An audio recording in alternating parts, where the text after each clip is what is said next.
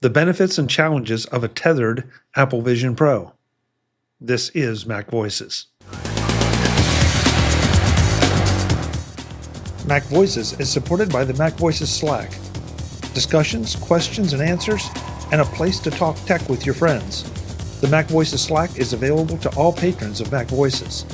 Sign up at patreon.com/MacVoices and join in. Welcome to MacVoices. This is the talk of the Apple community, and I'm Chuck Joyner. Folks, it's MacVoices Live. We are back on YouTube at youtube.com/MacVoicesTV. We were dark last week because I had some business travel, and I came home with a cold. So as you can probably tell, I will do my best to not to sneeze, cough, or sniffle during the show, but if I do, at least not without muting my mic. But if I do, forgive me. It's just, what can you do? So since we've been off, we have a number of things to talk about. There was a little thing called the presidential election that really hasn't spilled over just into the tech news completely yet. So we're gonna stay away from that until things get a little more interesting, which they're bound to do. And just talk about some of the stories that we missed while I was gone, but also some of the things that have happened subsequently. With that, let's get to it and introduce the panel, and we'll take off.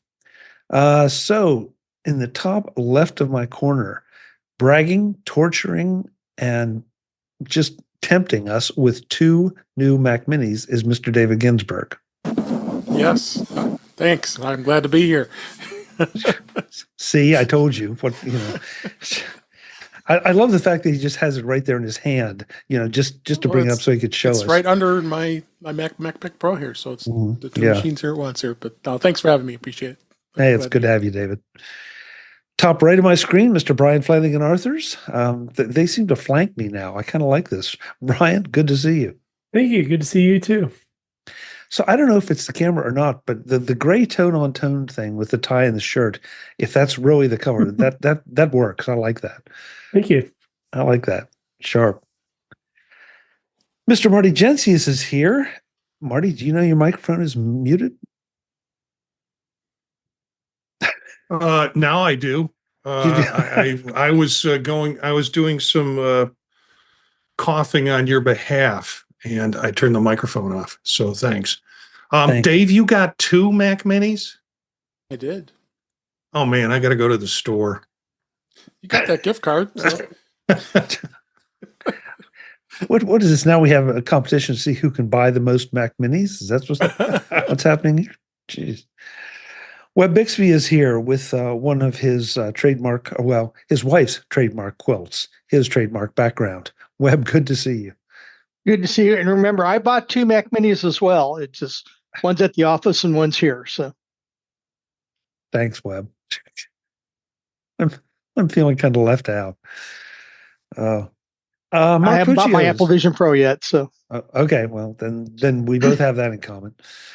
Mark Fuccio is here. Mark, good to have you. The background I think is probably obvious, but I'll let you explain what it shows.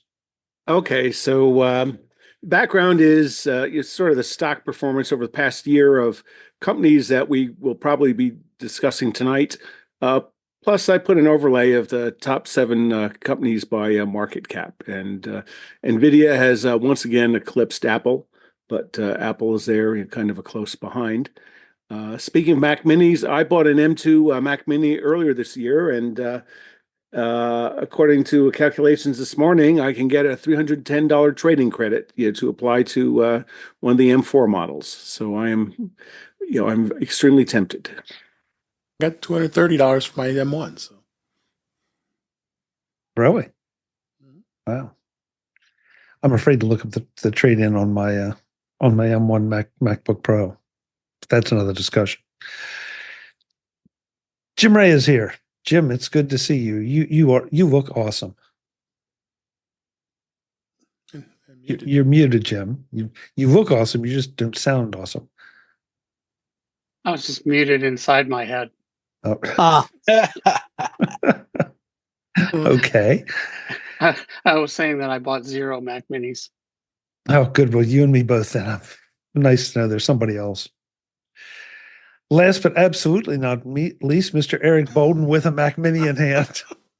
The precious.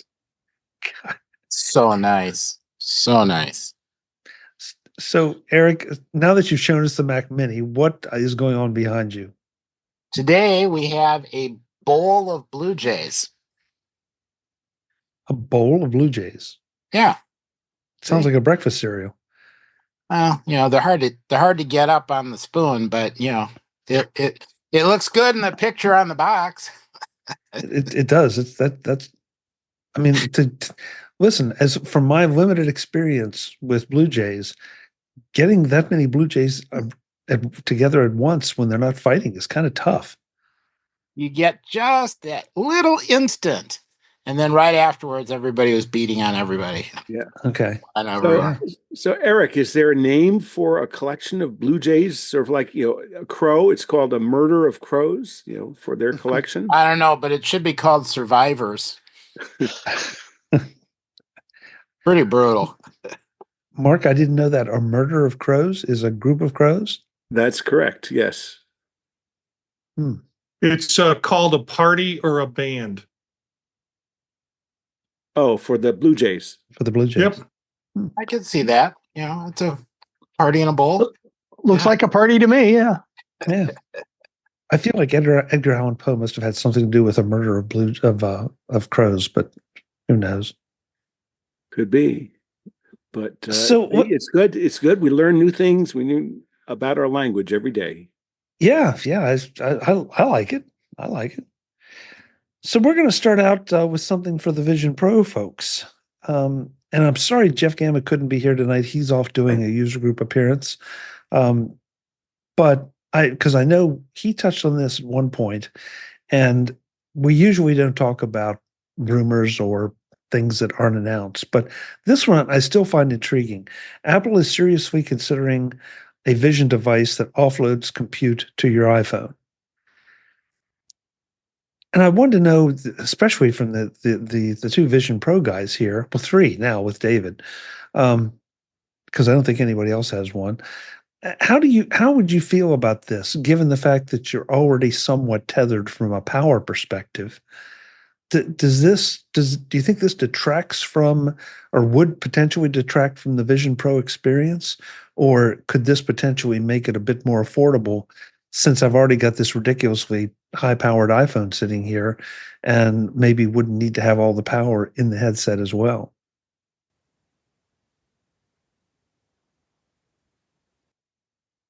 Eric is contemplating.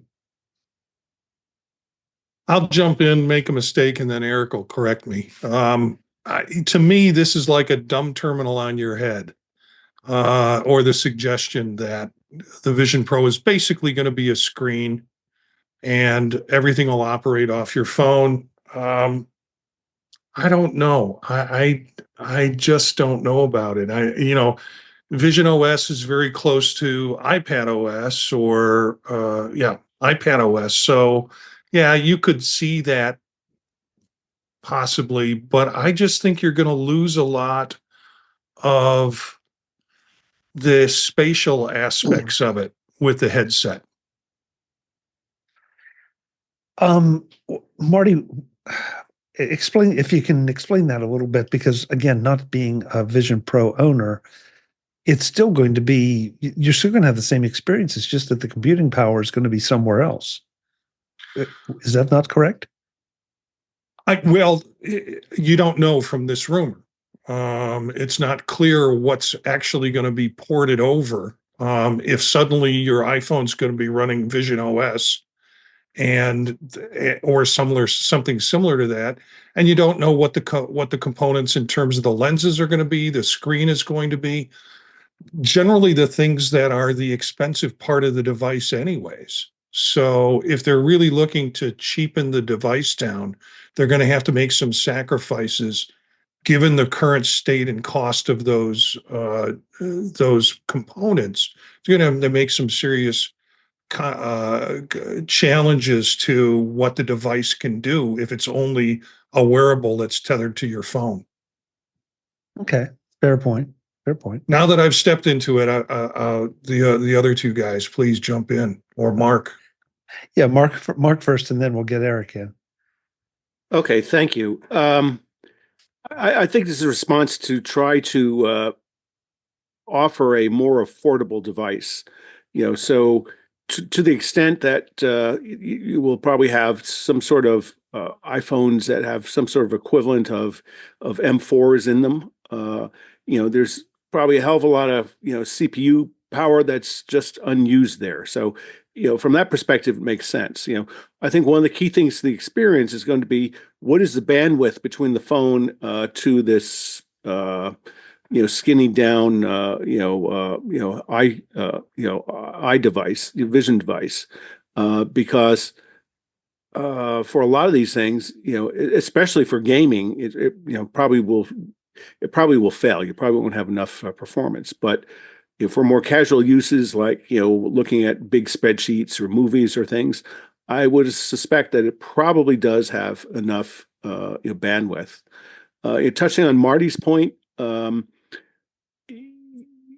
terms of the overall cost of the device, now that it's been in production, and if they can go forward, they can get economies of scales and price decreases in terms of some of the other components. Exactly how much, none of us are really privy to know, and we could take varied degrees of informed to uninformed guesses about that. But I think in terms of trying to unlock the Apple Vision experience at more affordable prices, this is an interesting rumor, and I think it's something that bears paying attention to. And this is exactly why this is kind of tough to talk about, because this is something that they're saying seriously considering. I'm not even sure that qualifies as a rumor, but it's just an idea that that I think is worth discussing a little bit. Let's see, Eric. Well, in a sense, they're already doing this. So the rumor is they're going to do it in a different way, because right now with the Mac Virtual Display, where you take whatever's running on your Mac and like I was playing with Final Cut Pro with an ultra wide display and could have this massive image of my video all laid out so I could cut and rearrange and all that. It was gorgeous. But all the processing is happening on the Mac, not the Apple Vision Pro is just displaying it, and you could have some other windows and all the rest of it. So, and then we've got things like the phone where you do a request and Apple Intelligence responds to some things, but if it gets really complicated, then it gets sent off to another server, and the response, that's offloading. So when you have a watch and you go to log in your computer, the watch can authenticate and log you in your computer. That's offloading some things to another device. I think Apple is just going to keep adding things, and you get a device, and if you can keep the device running a little bit longer by kind of letting a newer device take over some functionality and kind of boost it. I already see activity online where people are talking about, hey, if you can find Vision Pro for cheap, somebody's dumping it because they weren't happy with whatever it was doing, go pick it up, because as a display, it's killer. Interesting way to look at it. Eric, I really hadn't thought about the use of connecting it to a Mac as offloading anything. I saw it more as just a portable monitor on your head. But now that you talk about it that way, it makes sense, and maybe has some benefits. Dave? I'm curious to know how the technology would work. Is it going to be wireless? Is it going to be connected like the battery is currently? Will there be a battery, since you're doing that, offloading all of that onto an iPhone? Okay, would we need that type of battery connection like we have right now on the Vision Pro? So they could probably build in a battery to it, because it would have a lot less components in it other than glasses and sending that signal per se, of whether it be Wi-Fi or wireless or however, Bluetooth or however it could be considered to be used. So I just like to see I'm more curious on the technology side of things, the way that would work. But I mean, yeah, taking advantage of the performance of thinking about the iPhone 16 the Pro Max now, having that processor be able to depend on the Vision Pro to be able to depend on that as opposed to what it has now, what it's built in, is going to be a curious way of them doing it. I mean, I think the glasses can definitely be that way. I don't even know if there is a technology out there right now that's has a separate device or processor or even anything similar to what the iPhone is with these types of glasses. So, I mean, the Meta and all the other ones are they have their dependent devices, but Meta was able to make it where it's all built in. But again, the Vision Pro's got a lot more power, so it's definitely very a curious, interesting thing to see how it is. As after my experience of having it now, I'm always thinking outside the box to see what they could do next, especially with the battery. The battery sometimes drives me crazy. You're having to grab it all the time and move it, and I have to stick it in my pocket to make sure I don't drop it, and pulls my head off and that stuff. So, okay, I have a question then for the Vision Pro owners, but we'll save that till everyone has their say. Marty, follow up? The rumors have run the gamut from the products dying. It's a dead product line, and I saw that come out in a Mac users group today in the discussion, and I kind of went nuts because all of the other things that they're doing in terms of upgraded OS and with the ultra wide screen, and now other more reputable news sources are saying this is a game changer for the device. So that's one end. It's not going to happen. They're shutting it down. And then there's this, well, they're going to come out with a cheaper model, and what will that look like, and what will that be like? And this sort of falls into that option. And then there's some articles, it might even come out of Gurman, where they said, there's a team at Apple that is like just looking at smart glasses. And that might be the next rendition of this wearable. So something like the Meta Ray-Bans or something akin to that level as what they're talking about wearables. And there's been some articles saying that's been pushed out to 2027. So who knows where it's going to go, but there's all sorts of levels that are being talked about in terms of the tech. Okay. Brian? Yeah, I had a couple thoughts on this. When I was looking at the article, it mentioned, it's highly possible that this Vision as an iPhone accessory product could come in place of it. And kind of what Marty had mentioned, if the idea is that it's going to be able to be at a lower price point, differentiating maybe Vision Pro versus the non-Pro version, putting it in more people's hands helps out. I think more people experiencing it, more developers than developing for it, and the cycle goes in a positive direction, I think, in that way. But interestingly enough, it made me think when that comment was made about the iPhone accessory, I remembered Jason Snell's 6 Colors article that came out as a result. He does it the financial statements and the pie chart. I was looking here where it says the Apple quarterly revenue, iPhone 49%. So it's such a huge portion, and which could be a double-edged sword. If it's something that doesn't go so well, it hurts revenue more, and if it does do well, then it's helping. But it's really dependent, and I wonder, as a company, is it wise to push more people into a direction of being dependent on another product or not? In one way it helps, but in the other way, you're so dependent, more so even on just a single product for the success. Marty, Okay. Sorry, Brian, would you clarify, it helps, are you, what are you referring to? So in the sense that, let's say, so if you need an iPhone in order for you to use this Vision Pro, maybe a non-iPhone user may buy an iPhone so that they can use the Vision, and I say Vision Pro, whatever they want to call it, the version that it would be tethered to an iPhone in some way. So that's what I meant by that statement. Okay. Because I thought you were talking about maybe just sort of diversifying their revenue base and making this new hypothetical Vision thing significant revenue contributor, like AirPods or watches or earpods or watches or something like that. Yeah, I'm thinking maybe less so on the accessory end, and if it was, you know, standalone, then maybe you would dig into some of that percentage of revenue. But as of right now, it looks like you would be synonymous if more people were buying the needing the iPhone, the hardware, in order to run this accessory, even though it'd be a very fancy, nice accessory. I have to admit, sorry.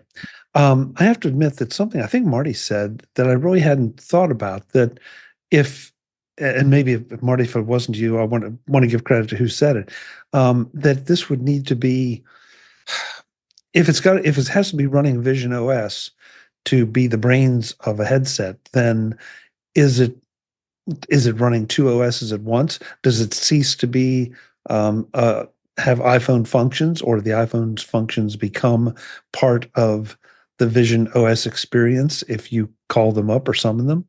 So lots of speculation here. But the question I wanted to ask Dave and Marty and Eric, how often are you actually up moving around with your Vision Pros? So far I've been sitting at my desk most of the time. More of the experience of getting the virtual display on the Mac, and looking up. I was just doing it a while ago, just laying back here and just looking up at the ceiling here, giving me a perspective of. I was just looking at the new game from our Apple Arcade came out. I was looking at it, and it's just. I haven't really moved around much. I mean, maybe Marty and Eric probably have more than I have. I'm a little worried about it. I don't want to be walking around and lose my sense of where I am. When you have it on your head. Yeah. Just from the couch to the kitchen to get more pretzels and a can of soda. There you go. I didn't even think of that. Particularly if I'm in the middle of a show and I'll pause it and don't want to take it off. Okay. Eric? I used to wear it walking around a lot more because I was doing spatial videos and spatial image capture. But now that you can do that from a phone, I don't really have to do that. So now occasionally I'm doing something where I'm trying to demonstrate something and I need two hands. And then it's easier to do it wearing the Vision Pro. And then you can, hold an object up and point to something, or pull a seat apart or whatever. And then, it's like perfectly mounted to capture that. But outside of that, if a camera on a tripod works, or I can just pull out my iPhone, now that's easier. Okay. I ask just because this article referenced the iPhone, but what if the Mac, or what if a desktop device became the brains behind it? And would that potentially make the Vision Pro? Yes, I understand it would limit some use cases, but in, let's say, a productivity environment, would that really be a bad thing to have it tethered? Because then you would have no issues of power. You'd power, both computing power and current. And so, I just wonder if the portability, it's definitely a selling point and definitely something that is sexy. But at this stage of the game, is it a little early for that, especially with something the size of the Vision Pro? So I don't know. Well, I mean, I'm not an owner, so I can't answer that. If Eric? it goes the smart glass route, you have some devices like Meta that is only connected to your phone through Bluetooth, and the same, I think, with the Echo glasses. And then there are some smart glasses that have tethers directly to phones. So it'll vary, and with that, you get varied capabilities depending on whether it's tethered or not. So, okay. Has anybody seen a cost breakdown of the components of the Vision Pro? If there's one out there, I haven't seen it yet. I haven't. No. Okay. I just, to someone's point, I just wonder what the most expensive, outside of the lenses, what the most expensive parts of Vision Pro are, and how much any of what we're talking about here would potentially save off the price, because the price seems to be one big challenge point. I think it's the postage stamp size screens that you have, the that are in there, Displays. the displays. Thanks, Jim. Yeah, probably so. Probably so. Okay, I got courtesy of Microsoft some information. I guess they estimate, and I don't know where this comes from. This is number of sites. It's estimating the OLED displays are 456, the M2 and R1 chip 250, cameras, sensors, etc. 850. So they're estimating 1542 as their cost. That seems light given the price, because that would imply sort of like a 60% margin, which is way higher than what Apple's doing overall. But that's sort of maybe the best information out there. Yeah. Well, and so that, Mark, I was trying to do the mental math in my head, but that would shave 250 off. I can't do the percentage in my head as to, what the cost of that would be if you took out the chip and could tether it to something else. And that's what I was saying. I think it's more that they need to get more cost advantage than just taking out, so call it $250 for their chips. Tack call it $500 if they have a 50% gross margin on that component. Going from 3,500 to 3,000, that's really not significant. So they need to have some sort of other big cost advantage in the other components that's cost that they need to knock out of it. Because I think it's interesting discussing here that maybe this is opening the door for a new type of Apple Eyes or some sort of Apple head-mounted display device.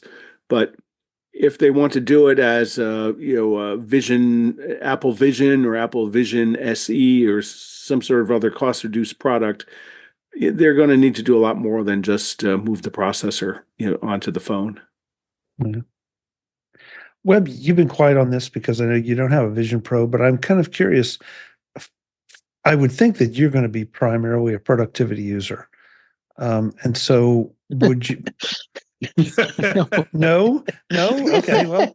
I'm not productive at all. Trust me. Okay. Show me a productive CEO. I mean, come on. There are a couple of things, and there are some interesting things that I really appreciated your point about. How do you handle this trade-off between Vision OS and iOS? And I think that's going to be interesting if the processing power is being shifted over to the phone. A lot smarter people can figure that out besides me. I'm wondering, by moving the processor, are they saving that much weight? I would think that a lot of the weight, and I don't have one. And there are three people on here that know more about what I'm about to say than I am. But between the weight and the expense of the displays, I think is going to be the real cost shift that they're going to have to come up with. The displays are very high tech and probably very expensive. I think we kind of alluded to that earlier. So it's an interesting process. I think it could be more of the smart glasses things as opposed to this AR VR world that the Apple Vision is. So, but yeah, I'm wondering if one of the complaints I've heard about the Apple Vision sometimes is the weight of the headset itself, and by shifting the processor, I don't know if they're saving that much weight. I would think that a lot of the weight is coming from the electronics that drive the displays. I'm guessing. Again, this is all purely speculation. As just what it could look like. I personally would hate to see the loss of the Vision Pro experience. in favor of smart glasses that, might be projecting, like I'm wearing readers right now, but, or, would be projecting certain information that only I could see. Not that that wouldn't be useful in some situations, but it definitely is not the Vision Pro experience. So I don't know. We'll see. We'll see. It's fun to talk about it. It's fun to second guess Apple, and then they usually come out and do something and you think, oh my God, why didn't I think of that? Visit MacVoices.com for show notes and to connect with Chuck on social media. Get involved in our Facebook group or like our Facebook page, and get more out of your Apple tech with MacVoices Magazine, free on Flipboard and on the web. And if you find value in it all, consider supporting us through either our Patreon campaign at patreon.com/MacVoices, or by making a one-time donation via the PayPal link on our front page and in the show notes of each episode. You will join these fine people who help bring you Mac Voices.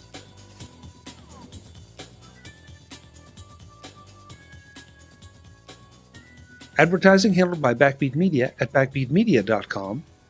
Bandwidth provided by CacheFly at cachefly.com.